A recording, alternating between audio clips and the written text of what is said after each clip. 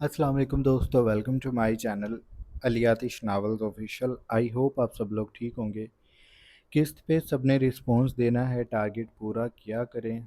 100 comments और 400 likes क्या इतने ज़्यादा होते हैं कि 4000 लोगों से पूरे ही नहीं होते। आज भी टारगेट सेम है, लाजमी पूरा करना है। शुक्रिया। सितमगर की सितमगरी अर्ज कलम अली आतिश। किस्त 16। निकाह के फ़ौरन बाद हवेली में शादी की तैयारियां शुरू हो गई थी। बिया मायूं में बैठ गई थी। उसके ससुराल से उसका पीला जोड़ा आ गया था। ताई अम्मी ने 4-5 सूट बनवा कर भेजे थे कि जब तक रुखसती नहीं हो जाती बिया हर रोज़ पीला रंग ही पहनेगी और शाम में उसे उपटन परी और नरमीन आकर लगाया करेंगी। बाकी शादी की सारी शॉपिंग घर में ही कर ली गई थी। उन्होंने ज्वेलर को घर बुला लिया था।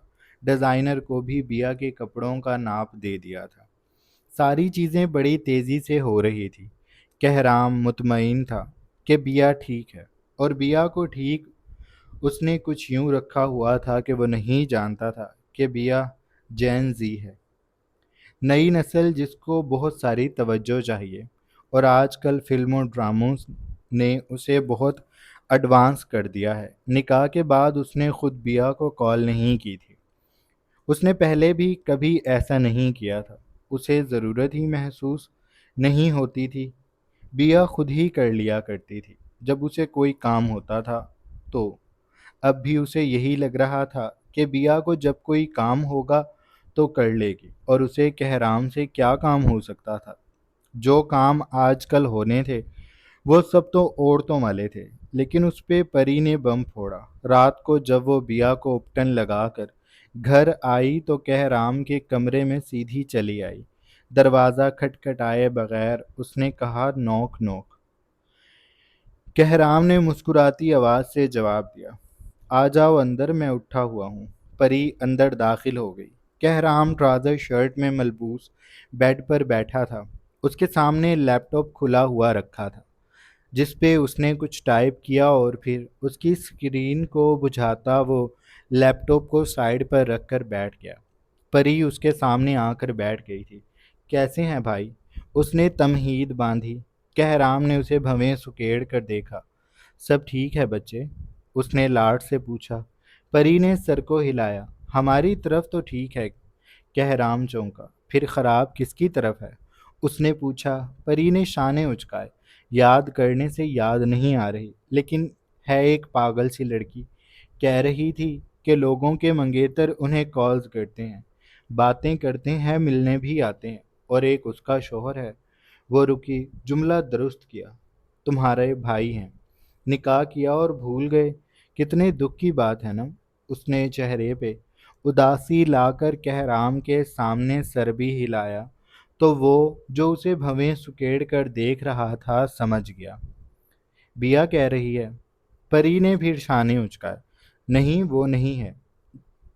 जिसने मुझे कसम दी है कि मैं उसकी कोई बात आपको ना बताऊं। वो कहकर खड़ी हो गई तो कहराम ने उसका हाथ पकड़ा। बैठ जाओ और पूरी बात बता कर जाओ।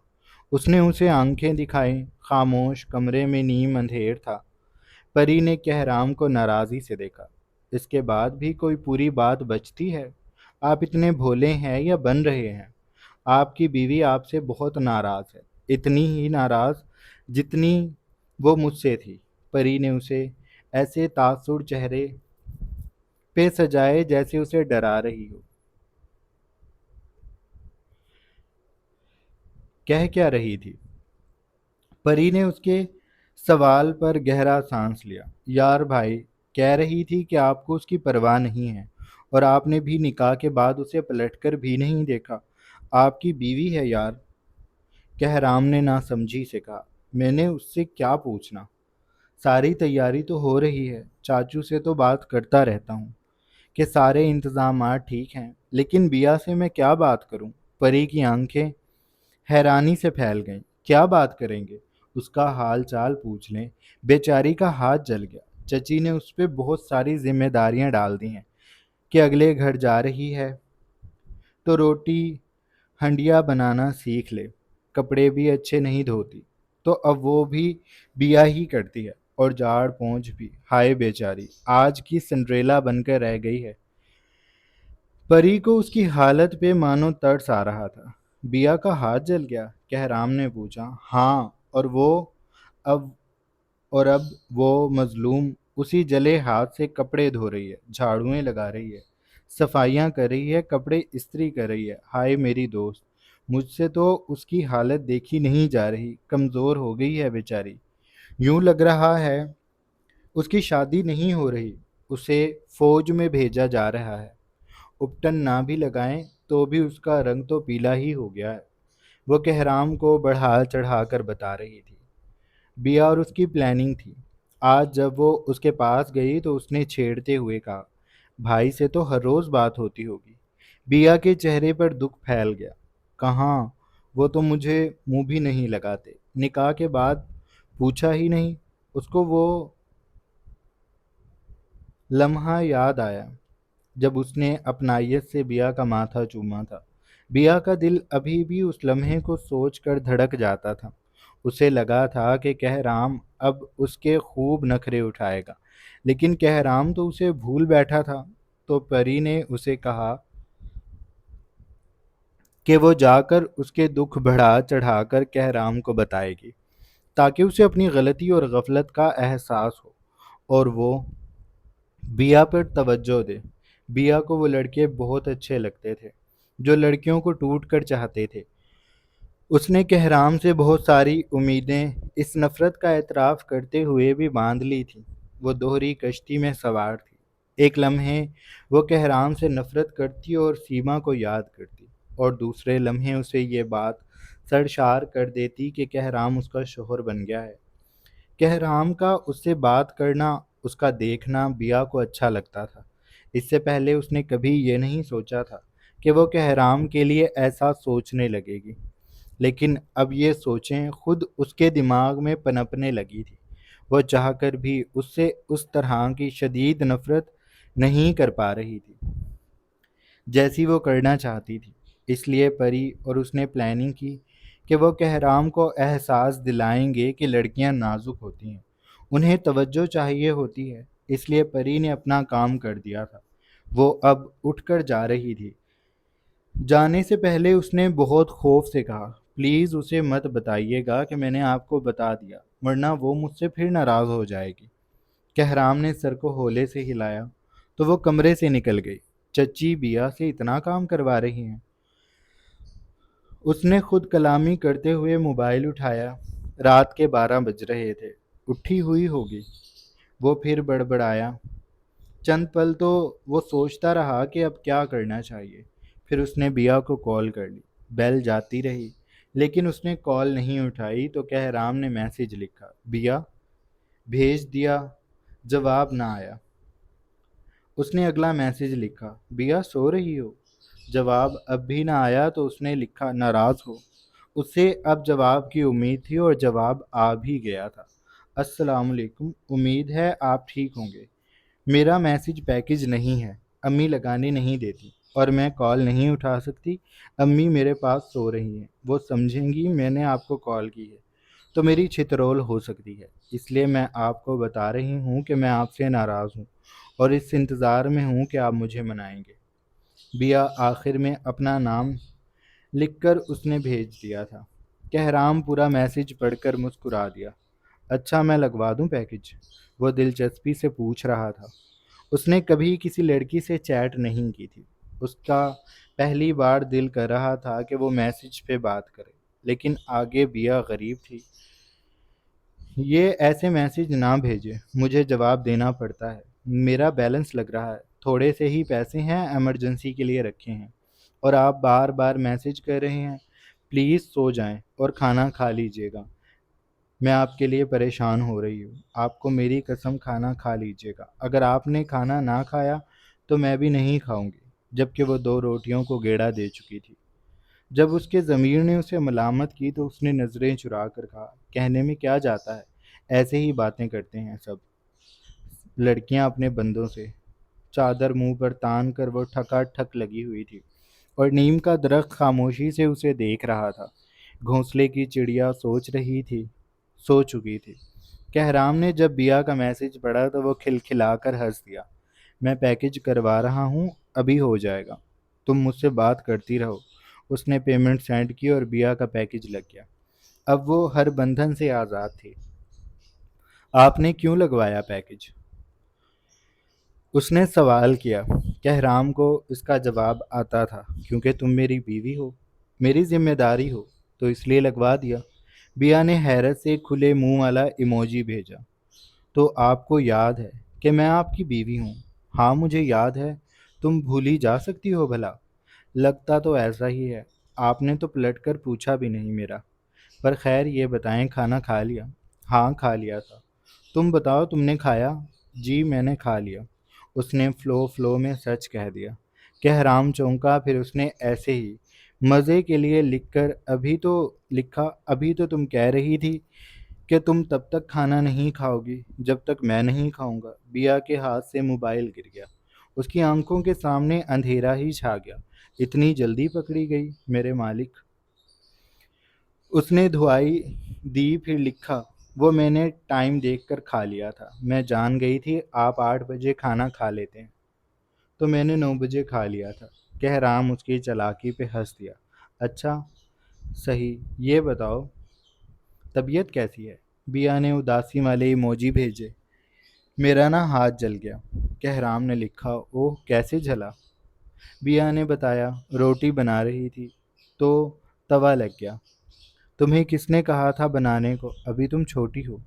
امی کہہ رہی تھی کہ میں چھوٹی نہیں ہوں، اور سچ کہہ رہی ہوں، میں چھوٹی نہیں ہوں، میں بڑی ہوں۔ میں اب تو سارے گھر کا کام کر لیتی ہوں۔ میں آپ کو بہت خوش رکھوں گی، جنت کماؤں گی انشاءاللہ، آپ کا گھر بھی جنت بنا دوں گی۔ جو امی اسے کہتی تھی کہ وہ اگر سارا کام کرنا سیکھ جائے گی تو کہرام اس سے خوش رہے گا، کہرام کا گھر جنت بن جائے گا، اور ایسے اللہ بھی اس سے راضی ہو جائے گا۔ وہ دنیا میں ہی شوہر کی خدمت گزار بن کر جنت کما لے گی۔ تو اس نے وہی ساری باتیں کہرام کے آگے پرو دی۔ وہ پھر بے ساختہ ہنسا۔ یعنی تم پوری تیاری کر کے آ رہی ہو مجھے جنت کا مکین بنانے کی؟ جی بالکل۔ اور یہاں لڑکی شرما گئی۔ ایموجی نے بتایا۔ اچھا اور سناؤ؟ کہرام نے مزید لکھا۔ وہ زندگی میں پہلی بار اتنا کھل کر ہنس رہا تھا کہ اس کی آنکھیں بھیگ گئی تھیں۔ وہ بیڈ پہ بیٹھ گیا تھا، کراؤن سے کمر ٹکا کر اس کے جبڑے دکھنے لگے تھے ہنس ہنس کر۔ آخری بار وہ ایسے کب ہنسا تھا اسے یاد نہیں تھا، لیکن آج کا دن اسے ہمیشہ یاد رہے گا۔ اور بس میں آپ سے ناراض ہوں۔ اس نے وہی لڑکیوں والی بات کہی۔ یہاں سے لڑکیاں بحث کرنا شروع ہوتی ہیں، یہ اور سناؤ مطلب بات ختم۔ اور لڑکیاں بات ختم کرنا چاہتی ہی نہیں، اس لیے بحث کے لیے کچھ ڈھونڈ لیتی ہیں۔ کیوں ناراض کیوں ہو؟ بس بتا کر کیا فائدہ، آپ مجھے یاد ہی نہیں کرتے۔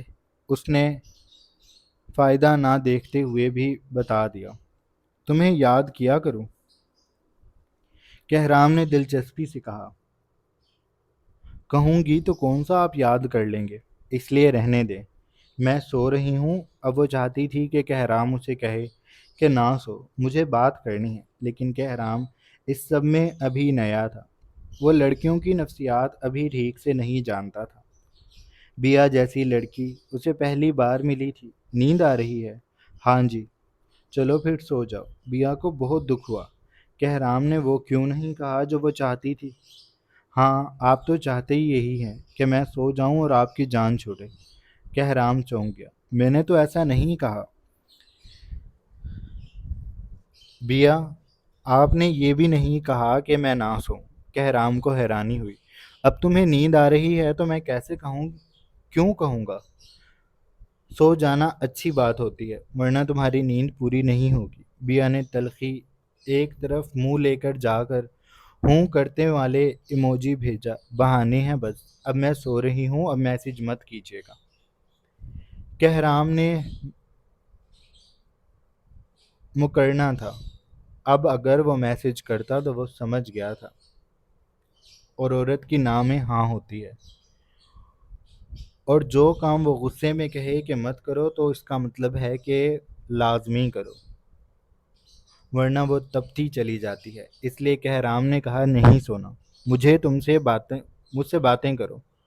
نو جی، مجھے نیند آ رہی ہے۔ مجھے نہیں آ رہی تو اس لیے بات کرو، نہیں تو میں تم سے بہت غصہ ہو جاؤں گا۔ بیا کا دل پنکھ لگا کر اڑنے لگا کہ کہرام تو ویسے ہی بات کر رہا ہے جیسے وہ چاہتی تھی۔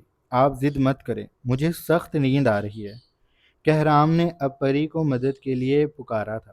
اس نے اسے میسج کیا، اب آگے کیا کہوں، وہ کیا چاہتی ہے؟ پری نے جواب دیا، آپ کہیں کہ میں ویڈیو کال کرتا ہوں، تمہیں سوتے ہوئے دیکھوں گا۔ کہرام کو عجیب سا لگا، کتنا کرنج ہے یہ۔ پری نے جواب دیا، عورتوں کے جزیرے پہ اسے ہیرو کہا جاتا ہے۔ انہیں خوشی ملتی ہے ایسے ٹاکسک کاموں سے۔ سب چاہتی ہیں کہ انہیں چاہا جائے۔ منہ سے بے شک فیمنسٹ بنے، لیکن چاہے جانے کی خواہش سب میں ہوتی ہے، اور یہ ٹاکسک سی حرکتیں تو انہیں پاگل کر دیتی ہیں۔ وہ جلدی زیر ہو جاتی ہیں، دل سے پگھلنے لگتی ہیں۔ تو کہرام نے وہی کہا جو پری نے اسے بتایا، اور پھر وہ تکیے پہ موبائل سیٹ کر کر لیٹ گیا۔ بیا کو دیکھنے لگا۔ موبائل کی اسکرین کی روشنی بیا پہ پڑ رہی تھی۔ وہ شرمائی شرمائی سی اسے دیکھ رہی تھی، اور کہرام اسے دیکھ کر مبہوت ہو گیا۔ یہ سب اس کی زندگی میں نیا تھا، لیکن حسین تھا۔ بیا کو یوں دیکھنا اس کے دل کو الگ ہی ٹریک پر دوڑا رہا تھا۔ بیا کچھ دیر اسے دیکھتی رہی، پھر وہ سو گئی، پر کہرام نہ سو سکا۔ وہ اسے دیکھتا رہا، اور اس کی رات گزر گئی۔ سفید بنگلے پر دھوپ پھیل کر سرکتی لان میں بکھر گئی تھی۔ مالی خاموشی سے وسیع لان میں پودوں کو پانی دینے میں مصروف تھا۔ دونوں جانب لان تھا، اور درمیان میں روش تھی، سرخ چمکتی اینٹوں کی، جو سیدھی پورچ میں جا کر رکتی تھی۔ وہاں پر سرکاری گاڑی کے علاوہ 3 گاڑیاں اور بھی تھیں، اور انہی کے ساتھ ایک چھوٹی گاڑی بھی موجود تھی، جو 10 سے 15 سال کے بچے کی ہوتی ہے۔ وہ جیپ نما گاڑی تھی، جس کی 2 سیٹیں تھیں اور چھت موجود نہ تھی۔ یہ اس گھر کے سب سے چھوٹے بیٹے ایان کی گاڑی تھی، جس پہ اس کے باقی کے 3 بڑے بھائی جان نچھاور کرتے تھے۔ آج کل وہ بورڈنگ میں رہتا تھا۔ یہ فیصلہ حمیدہ بیگم کا تھا، جو یہ نہیں چاہتی تھی کہ ان کا سب سے آخری بیٹا، جو ایک غیر متوقع پریگنینسی تھی، جسے وہ پیدا کرنے کی شرم کی وجہ سے 2 سال امریکہ میں رہی تھی، انہیں لوگوں سے ڈر لگتا تھا، اور وہ اپنی ہی اولاد سمیت باقی دنیا والوں کے سامنے بھی مجرم سی بن کر رہ گئی تھی، اور جوان جہان بیٹوں کے سامنے یہ سب انہیں مار رہا تھا۔ وہ وقت ان کے لیے بہت مشکل تھا، لیکن ان کے اس سفید بنگلے کے شہزادے ماں کے شانہ بشانہ رہے تھے، اور انہوں نے اس بات کو زیادہ ڈرامائی نہیں ہونے دیا تھا۔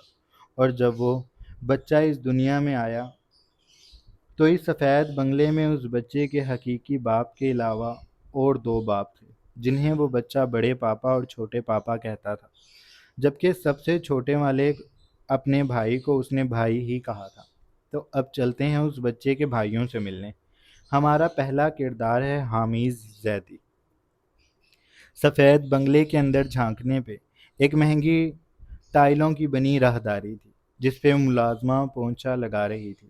اس کے بعد لاؤنج تھا، اور خمدار سیڑھیاں جو دونوں جانب سے اوپر جاتی تھیں، اور ان سیڑھیوں کے درمیانی حصے میں ایک بہت بڑی فیملی فوٹو لگی تھی، سنہری کناریوں والی، جس میں وہ سب مسکراتے ہوئے دکھائی دیتے تھے، جسے اس وقت حمیدہ بیگم کھڑی حسرت سے دیکھ رہی تھی۔ ان کے اوپر جلتا فانوس خاموشی سے زرد روشنی اس پہ بکھیرتا اداس تھا۔ حمیدہ بیگم کی آنکھوں سے نکلنے والی اداسی پورے بنگلے میں دھیرے دھیرے پھیل رہی تھی۔ اب تو بس اسے مسکراتے میں تصویر میں ہی دیکھتی ہوں۔ میرا دل بند ہوتا ہے اپنے بیٹے کی حالت دیکھ کر۔ انہوں نے بھیگی پلکوں کو پہنچا، اور گہرا سانس بھر کر وہ پلٹ گئی تھی۔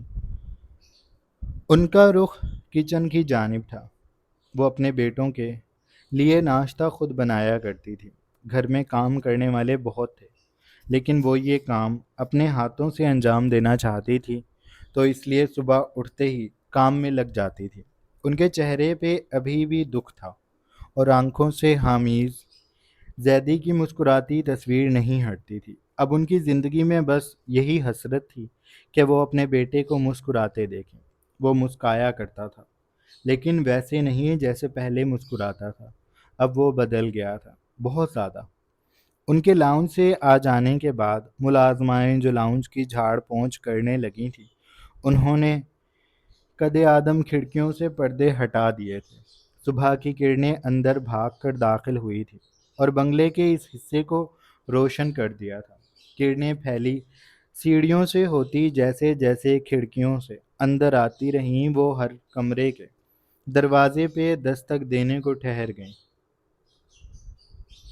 خمدار سیڑھیوں کے بعد پہلا کمرہ حامد زیدی کا تھا، جس کا دروازہ نیم وا تھا اور وہ اپنے کثرتی وجود کو تولیے سے پونچھتا ابھی شاور لے کر نکلا تھا۔ وہ آئینے کے سامنے کھڑا تھا، بے تاثر چہرہ لیے، خاموش نگاہیں اور بھچے ہوئے بھرے بھرے لبوں کے ساتھ۔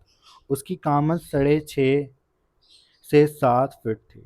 وہ پیشے سے ایس پی تھا اور اس کی جان ایسی تھی کہ وہ اپنے عہدے پہ موجود بالکل درست لگتا تھا۔ گھنی سیاہ شیو، موٹی مونچھیں، بھرے بھرے گال، گردن تک پھیلی شیو کے بعد مردانہ کنٹھ۔ جو حرکت کرتا تو گردن میں دکھائی دیتا۔ وہ ایک لے سے آگے بڑھتا تھا اور ڈوب کر ابھرتا تھا۔ اس کی گردن کی رگیں تنی ہوئی تھی۔ وہ جہاں تولیہ پھیرتا وہ جگہ ہلکی سی گلابی پڑ جاتی۔ اس کی چھاتی چوڑی تھی، مسلسل جم کرنے سے وہ مسکولر باڈی والا تھا، بھرے بھرے بازو، مضبوط ہڈیاں اور اونچا قد کہ وہ ڈریسنگ کے سامنے قدرے جھک کر کھڑا تھا۔ خود کو پونچھ لینے کے بعد اس نے سلیقے سے تولیے کو لانڈری ایریا میں رکھا اور پھر آ کر شرٹ پہن لی۔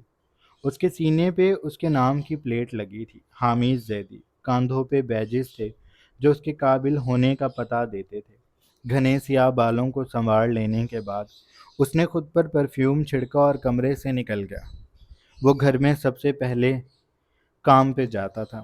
باقی دو کی اپنی مصروفیات تھیں جن کا بعد میں بتایا جائے گا، کیونکہ میں قسط 2 سے 3 گھنٹے کی لکھنے کا ارادہ نہیں رکھتا، اس لیے آج بس حامد زیدی پہ اکتفا کرتے ہیں۔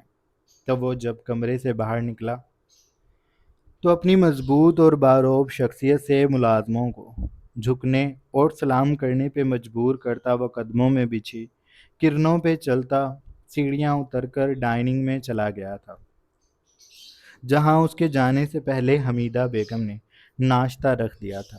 وہ بہت لائٹ سا ناشتہ کرتا تھا، ٹوسٹ اور بلیک کافی۔ اسے دیکھ کر مسکراتی حمیدہ بیگم نے آگے بڑھ کر اس کے شانے پہ ہاتھ پھیرا تو وہ انہیں سلام کرنے کے بعد کرسی گھسیٹ کر بیٹھ گیا۔ اس نے ٹوسٹ پہ مکھن لگایا اور اس کا سلائس منہ میں دباتا وہ کافی کی جانب متوجہ ہوا تھا جو دھوئیں اڑا رہی تھی۔ اس نے بلیک کافی کا گھونٹ بھر کر گمبھیر آواز سے پوچھا، ایان کیسا ہے؟ 2 دن سے مصروف تھا، میری اس سے بات نہیں ہو سکی۔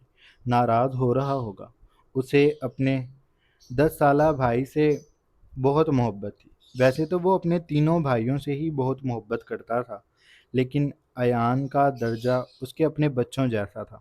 وہ اس کے سامنے پگھلتا تھا۔ وہ واحد تھا اس گھر میں جو اس کے سامنے چیخ چلا کر اپنی ضد منوا لیا کرتا تھا، جس کو منانے کے لیے وہ گھٹنوں کے بل بیٹھ جاتا تھا۔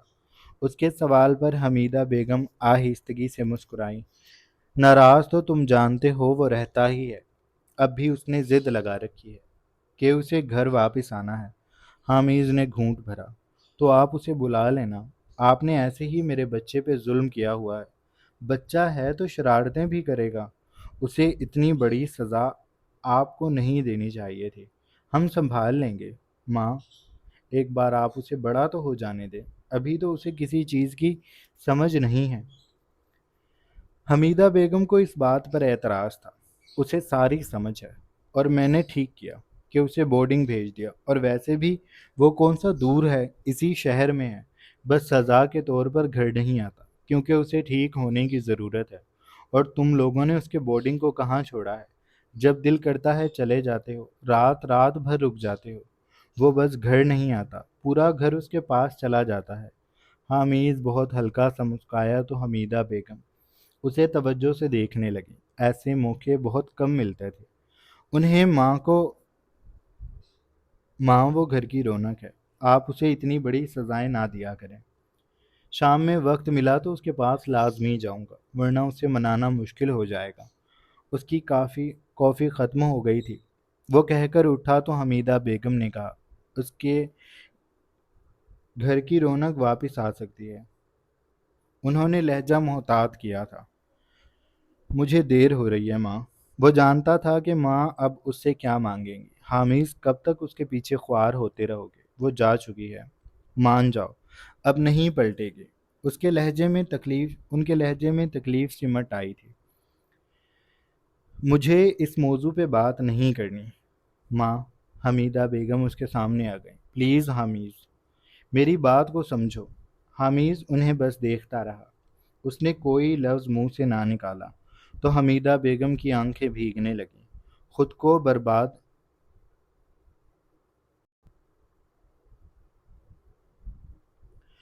برباد مت کرو، اسے گئے 2 سال ہو گئے ہیں۔ حامد ایک ایک دن انگلی پہ گن سکتا تھا۔ ماں نے بس 2 سال کہا۔ اسے دن یاد تھے، اسے گھنٹوں کا حساب تھا، اس کے پاس سب لکھا تھا۔ میں نے آپ کو کہا ہے ماں، وہ نہیں تو کوئی نہیں۔ میری زندگی کا اب بس یہی مقصد ہے کہ میں میرب سلمان سے ملوں۔ میں اس سے پوچھنا چاہتا ہوں کہ اس نے میری محبت کو قید کیوں سمجھا۔ اسے لگتا تھا میں اسے کنٹرول کرنا چاہتا ہوں۔ میں اس پہ روک ٹوک اس لیے کرتا ہوں کیونکہ میں اس کی پڑھائی کا خرچہ اٹھاتا ہوں۔ میں اس پہ شک کرتا ہوں، تبھی تو کام دھندا چھوڑ کر اس کے پیچھے لگا رہتا ہوں۔ وہ مجھے کہتی تھی کہ میں بڑے عہدے پہ ہوں، لیکن پھر بھی اسے لینے چھوڑنے کا وقت کیسے نکال لیتا ہوں۔ وہ مجھ پہ طنز کرتی تھی۔ اسے لگتا تھا کہ میں اس پہ شک کرتا ہوں، لیکن میں اس سے محبت کرتا تھا۔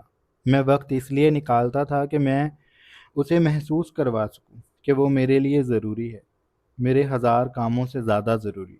میں ایکسپریسو نہیں ہوں، لیکن میں کوشش کرتا تھا کہ وہ محسوس کر لے جو میں کہنا چاہتا ہوں۔ لیکن اسے گھٹن ہونے لگی، وہ مجھ سے چڑھنے لگی۔ وہ بولنے لگا تو دھیما لہجہ دہکنے لگا، آنکھیں جو ٹھہری تھیں وہ شعلہ اگلنے لگیں، بدن تپنے لگا۔ اسے کہہ کے سنائی دینے لگے، اسے ہمدردی کے جملے اپنے جسم پہ کوڑے کی صورت برستے محسوس ہونے لگے۔ اس کی ہونے والی بیوی بھاگ گئی تھی۔ نہ جانے اس میں کیا نقص تھا، سنا کسی کو پسند کرتی تھی، کوئی کالج کا تھا، وغیرہ وغیرہ۔ اس نے کیا نہیں سنا، وہ کس کس کی زبان پکڑتا۔ لوگوں نے اس کا راستہ ہر جگہ روکا تھا۔ وہ 2 سال تک تکلیف میں رہا تھا، خود کو کام میں جھونک لیا تھا، اپنا آپ ختم کر لیا تھا، لیکن وہ اس لڑکی کو نہیں بھولا تھا۔ وہ نہ اس سے محبت کرنا بھولا تھا، لیکن محبت کا رنگ بدل گیا تھا۔ وہ جو محبت گلابی تھی اب وہ نیلی زہر آلود بن گئی تھی، اور اب اس تتلی کا اسی محبت سے دم گھونٹ دینا چاہتا تھا۔ وہ سانس بھرنے کو رکا تھا۔ حمیدہ بیگم اسے تکلیف سے دیکھ رہی تھی۔ انہیں درد ہوتا تھا کہ ان کے بیٹے نے آج تک سارے زخم سنبھال رکھے ہیں۔ اسے اس کی دوستیں پیاری تھیں۔ میں جانتا تھا کہ اس کی دوستیں کیسی ہیں۔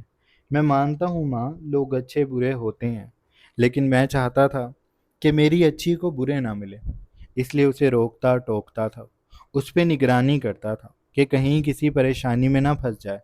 لیکن مجھے کیا پتا تھا کہ میں اس کے لیے پریشانی بن جاؤں گا۔ وہ مجھے اجنبی کر دے گی، وہ مجھے عین بارات والے دن دھوکہ دے گئی، وہ میری آنکھوں میں دھول جھونک دے گی، ان آنکھوں میں نفرت بھر دے گی جو اسے محبت سے دیکھتی ہیں۔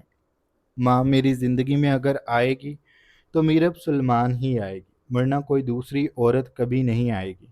وہ میرب سلمان جو میری منگیتر تھی، جسے میں ٹوٹ کر محبت کرتا تھا، جس کے لیے میں پاگل تھا، جس نے مجھے دھوکہ دیا، میری بیوی وہی بنے گی۔ یہ میرا حامد زیدی کا خود سے وعدہ ہے۔ وہ کہہ کر رکا نہیں تھا۔ وہ بنگلے کی دیواروں کو اپنی آواز کے رعب سے لرزاتا ڈائننگ سے نکلا اور پھر بنگلے سے ہی نکل گیا۔ حمیدہ بیگم آنکھوں میں آنسو بھر کر رہ گئی تھی۔ وہ اس لڑکی کو بددعائیں دینا چاہتی تھی، لیکن کیسے دیتی؟ ان کی سگی بھتیجی تھی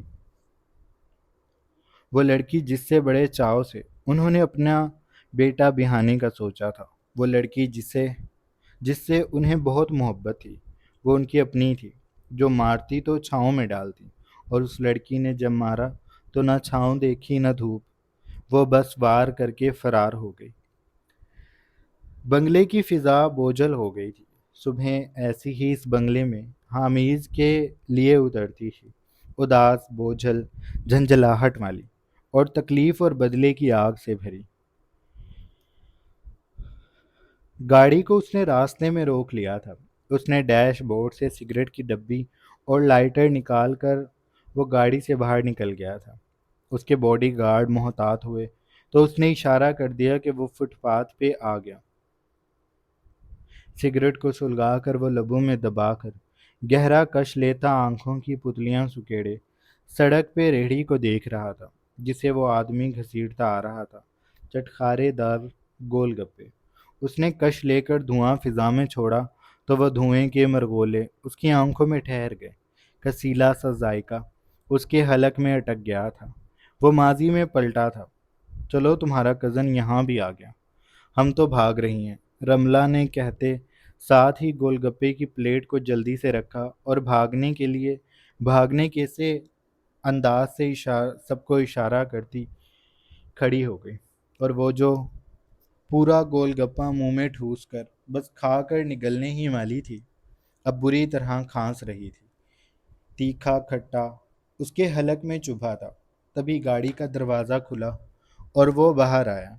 اس کے سامنے اس نے منرل واٹر کی بوتل کی تھی۔ میرب نے سرخ پڑتی آنکھیں جو آنسوؤں سے بھر گئی تھی اس سے حامیز کا ہاتھ دیکھا، اور وہ ڈھکن کھول چکا تھا اور اب اس کے لبوں سے پانی لگا رہا تھا۔ میرب سلمان جب کچھ بہتر ہوئی تو اس نے کانپتی انگلیوں سے حامیز کا ہاتھ پیچھے کر دیا۔ وہ پانی پی چکی تھی۔ اب آپ یہاں؟ اس نے مدھم سی آواز سے پوچھا، ساتھ ہی آنکھیں بھی رگڑیں، ٹھسکا لگنے سے سرخ ہو گئی تھی۔ حامیز نے جواب نہ دیا۔ اس کے چہرے پر ناگواری بھرے تاثر تھے۔ اس نے والیٹ سے پیسے نکال کر میز پر رکھے ہی تھے کہ میرب تیزی سے بولی، میں پیسے دے دوں گی، آپ رہنے دیں۔ وہ اپنے شولڈر بیگ میں ہاتھ ڈالنے لگی تھی، لیکن حامیز نے یوں ظاہر کیا جیسے اس نے میرب کی بات سنی ہی نہیں۔ گاڑی میں بیٹھو میرب سلمان، وہ کہہ کر خود گاڑی میں بیٹھ گیا تھا۔ اس کے لیے دروازہ کھلا تھا اور وہ بیٹھا اسٹیئرنگ پہ ہاتھ جمائے لب بھینچے ہوئے تھا۔ میرب نے بے بسی بھرے غصے اور جھنجھلاہٹ سے اس اکڑو کو دیکھا جو اس پہ حکم صادر کر کے جا چکا تھا، ہٹلر کا پیروکار۔ وہ بڑبڑاتی کھڑی ہوئی اور گاڑی میں بیٹھ گئی۔ آپ کے پیسے میں خود دے کر آ گئی ہوں۔ حامیز نے اسے سنجیدگی سے دیکھا۔ تم جانتی ہو میں نہیں لوں گا۔ اس کی بات پر میرب نے کہا، کتنے احسان کریں گے مجھ پہ ایس پی صاحب؟ اس کے لہجے میں تلخی تھی۔ میرے پاس تمہاری ان فضول باتوں کے لیے وقت نہیں ہے۔ اس نے گاڑی چلا دی تھی۔ وہ اس کے پہلو میں بیٹھی بہت چھوٹی لگ رہی تھی، جبکہ وہ ایک بھری بھری سی لڑکی تھی۔ قد بھی اچھا تھا، نہ موٹی نہ پتلی۔ اس کی جسامت اچھی تھی، لیکن اس وقت وہ خود کو بہت چھوٹا محسوس کر رہی تھی۔ روب ہی روب تھا جو پوری گاڑی میں موجود تھا، اپنی خوشبو کے ساتھ۔ تمہیں میں نے پہلے بھی کہا تھا، میرب کہیں جانا ہو تو اچھی جگہ جایا کرو، ورنہ گھر سے بہتر کوئی جگہ نہیں ہے۔ میرب نے اسے جھنجھلاہٹ سے دیکھا۔ ہمارا دل کر رہا تھا باہر کچھ کھانے کو، اور ان گول گپوں میں کیا برائی ہے؟ برائی ان میں نہیں ہے، برائی سڑک پر بیٹھ کر کھانے میں ہے۔ آپ کے پاس اور کوئی کام نہیں ہے جو ہر وقت میرا سراغ لگا کر میرے پیچھے آ جاتے ہیں؟ وہ تڑک کر بولی تھی۔ اسے پکا یقین تھا کہ اس کے پیچھے حامیز نے لوگ لگا رکھے ہیں، ورنہ ہر بار کا اتفاق، اور حامیز اسے کیا بتاتا کہ وہ ہر موڑ پہ اسے تلاش کرتا ہے تو وہ کہیں نہ کہیں مل ہی جاتی ہے۔ میں یہاں سے بس گزر رہا تھا۔ تو گزر جاتے، آپ کو رکنا نہیں چاہیے تھا۔ اتنے مصروف ایس پی کو کیا کوئی کام نہیں ہے جو میرے لیے رک جاتا ہے؟ حامد نے پھر اس کی بات کا جواب نہ دیا۔ میرا خون کھول جاتا ہے آپ کی خاموشی پہ، وہ جل کر بولی تھی۔ حامد نے اسے گردن موڑ کر دیکھا۔ میں تم سے لڑنا نہیں چاہتا، میں نہیں جانتا تم اتنی بیزار کیوں رہتی ہو، میں بس اپنا کام کر رہا ہوں جو محبت ہے۔ وہ کہہ نہ سکا، اسے لگتا تھا میرب سمجھ جائے گی، لیکن ہاں میں تو بھول ہی گئی تھی کہ یہ آپ کا کام ہے، لوگوں پر شک کرنا، سراغ لگانا اور پھر ان کی پیشی لینا، وہ تمسخر سے بولی تھی۔ حامد نے اس کا بھی اس کا بھی جواب نہیں دیا تو اسے آگ لگ گئی۔ میں جانتی ہوں آپ میرے خرچے اٹھاتے ہیں اتنے مہنگے کالج میں آپ کی وجہ سے ہی ہوں، لیکن میں آپ کی ہر بات نہیں مانوں گی، یہ طے ہوا تھا۔ حامد نے اب بھی بس اس پہ اچڑتی نگاہ ڈالی۔ میں نے تو کبھی تمہیں یہ نہیں کہا کہ تم میری ہر بات مانو، میں بس یہ کہہ رہا ہوں کہ اپنا خیال رکھا کرو۔ وہ تلخی سے ہنسی۔ کیوں، آپ کہیں جا رہے ہیں؟ وہ بس حامد کو غصہ دلانا چاہتی تھی جو کہ وہ ضبط کر رہا تھا۔ تم چادر میں کیوں آئی تھی؟ کالج تمہارا عبایا کدھر ہے؟ وہ دیکھ چکا تھا کہ چادر بھی سر پر نہیں تھی، ریشمی زلفوں سے پھسل کر شانوں پہ آ گئی تھی اور بال بھی کھلے ہوئے تھے جو ہوا سے اس کے چہرے پر آ رہے تھے، اور وہ بے نیازی سے اپنے آپ میں مگن تھی اور راہگیر اسے دیکھ رہے تھے۔ حامد کو کیسے برا نہ لگتا؟ میرا دل نہیں کیا وہ پہننے کو، اور ویسے بھی میری ساری دوستیں چادر اور دوپٹے لیتی ہیں، میں ان میں ایلین نہیں بننا چاہتی، میرا کردار مضبوط ہے۔ آپ یہ عذاب مجھ پہ کیوں مسلط کر رہے ہیں؟ مجھے تم اس میں اچھی لگتی ہو میرب۔ میرب نے سر جھٹکا۔ سارے مردوں کو عورتیں نیک بنانی ہیں، اپنے اوپر دھیان نہیں دیتے۔ کیا میں نہیں جانتی؟ پولیس والوں کو ایک سے ایک فائدہ حاصل کرتے ہیں، بس کوئی مجبور ملنی چاہیے۔ اور یہاں حامد زیدی کی بس ہوئی تھی۔ اس نے پوری قوت سے گاڑی کو بریک لگائی تو ٹائر چنگھاڑ اٹھے۔ وہ درستگی سے اس کی طرف گھوما تھا، اس کے بازو کو دبوچ کر وہ دبا دبا سا دھاڑا۔ تمہیں پتہ ہے تم کیا کہہ رہی ہو؟ تم نے ابھی کیا کہا ہے؟ میرب کی جان نکل گئی، وہ بے ساختہ سیٹ میں گھس گئی تھی۔ اس کے بازو میں حامد کی انگلیاں پیوست ہو رہی تھی۔ وہ تکلیف سے کسمسائی۔ چھوڑیں۔ وہ اس سے اپنا بازو چھڑانے کی کوشش کرتی رہی۔ حامد سرخ آنکھوں سے اسے دیکھتا رہا۔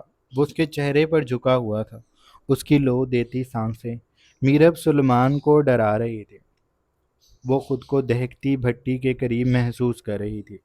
آئندہ اگر تم نے ایسی کوئی بھی بات میرے سامنے کی تو زبان گدی سے کھینچ لوں گا، سمجھی تم؟ اس نے جھٹکا دے کر میرب کو چھوڑا تھا۔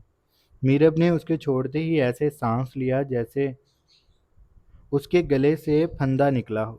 اس کی آنکھوں میں آنسو آ گئے تھے، اور حامد اس بات کی پرواہ کیے بغیر گاڑی کو فل سپیڈ سے بڑھا چکا تھا۔ جب وہ میرب کے گھر کے سامنے رکے تو میرب بغیر اس پہ نگاہ ڈالے اپنی آنکھیں رگڑتی باہر نکلی، اور دروازہ بند کرنے سے پہلے وہ رندھی ہوئی تکلیف سے بھری آواز سے بولی، مجھے معاف کر دیجیے گا، میں بھول گئی تھی کہ آپ میری زندگی کے مالک ہیں۔ آپ تو منگیتر، ایک تو منگیتر اور اوپر سے میرے سرپرست جو میرے خرچے برداشت کر رہے ہیں۔ آپ کی بدولت ہی تو میں اپنے خواب پورے کر رہی ہوں، تو میں آپ کے سامنے کچھ کہنے کا حق کہاں رکھتی ہوں؟ میں میری اوقات بھول گئی تھی، اب اسے یاد رکھوں گی، اس نے کہہ کر پوری قوت سے گاڑی کا دروازہ بند کیا اور گھر کے دروازے کو دھکیلتی اندر بھاگ گئی۔ وہ دیکھ سکتا تھا وہ اپنی آنکھیں رگڑتی ہوئی گئی ہے۔ حامد نے غصے سے اسٹیئرنگ پر ہاتھ مارا۔ وہ ہر بار اسے یہی تانے دے کر جاتی تھی۔ حامد کو تو اب جرم لگنے لگا تھا کہ اس نے ضد کر کے اس کے تمام اخراجات کی ذمہ داری لی تھی۔ کاش وہ ماموں کو کسی اور طرح قائل کرتا اور یہ سب میرب کو پتہ نہ چلتا، لیکن اب کچھ نہیں ہو سکتا تھا۔ میرب کو یہی لگتا تھا کہ وہ یہ سب اسی لیے کرتا ہے، وہ میرب سے اس کی آزادی چھیننا چاہتا ہے۔ جلتا شعلہ اس کی انگلی سے ٹکرایا تو وہ ہوش میں آیا تھا۔ دو کش لینے کے بعد وہ سگریٹ کو فراموش کر کے ماضی میں کھو گیا تھا، اور شعلے نے اس سگریٹ کو راکھ کر دیا تھا۔ حامد نے بقیہ حصہ بھی پھینکا اور اسے جوتے سے مسلتا وہ گاڑی میں بیٹھ گیا۔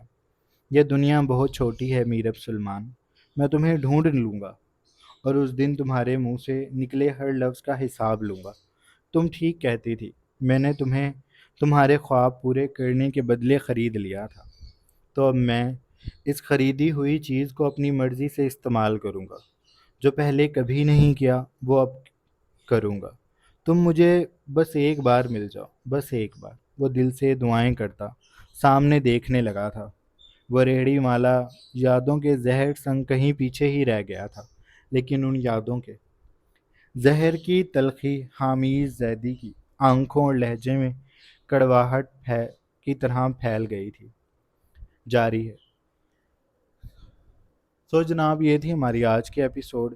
آئی ہوپ آپ لوگوں کو اچھی لگی ہوگی۔ اگر آپ کو قسط اچھی لگی ہے تو آپ چینل کو لازمی سبسکرائب کر لیں، بیل آئیکن کے بٹن کو بھی پریس کر لیں، اور اپنا ڈھیر سارا خیال رکھیے گا۔ بہت جلد ایک نئی قسط کے ساتھ حاضر ہوں گے۔ تب تک کے لیے اللہ حافظ۔